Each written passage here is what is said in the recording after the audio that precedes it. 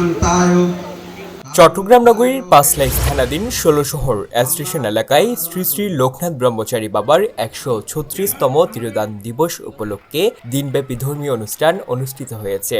শ্রী শ্রী লোকনাথ ব্রহ্মচারী সেবা মন্দির ও ভোজনালয় পরিচালনা পরিষদের উদ্যোগে শ্রীমদ্ ভাগবত গীতা পাঠ প্রতিযোগিতা, ধর্মীয় আলোচনা সভা, ভক্তিমূলক সঙ্গীত ও সাংস্কৃতিক পরিবেশনার আয়োজন করা হয়।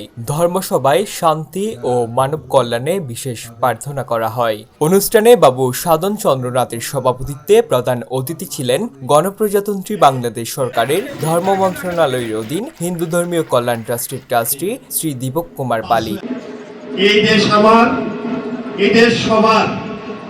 1971 সালে স্বাধীনতা সংগ্রামে আমাদের যে সনাতনী সম্প্রদায়ের মা বোনদের ইজ্জতের বিনিময়ে অর্জিত স্বাধীনতা, 30 লক্ষ লোকের ত্যাগের বিনিময়ে অর্জিত স্বাধীনতা কোনোদিন মিথ্যা যেতে পারে না। উদ্বোধক ছিলেন বিশিষ্ট ভাগবতীয় বক্তা অধ্যাপক স্বদেশ চক্রবর্তী এবং প্রধান বক্তা ছিলেন দোদল কুমার দত্ত ও বিশেষ অতিথি ছিলেন সাংবাদিক প্রণয় দাশগুপ্ত। এছাড়াও মন্দির পরিচালনা পরিষদ এবং গণ্যমান্য ব্যক্তিবর্গ অনুষ্ঠানে উপস্থিত ছিলেন।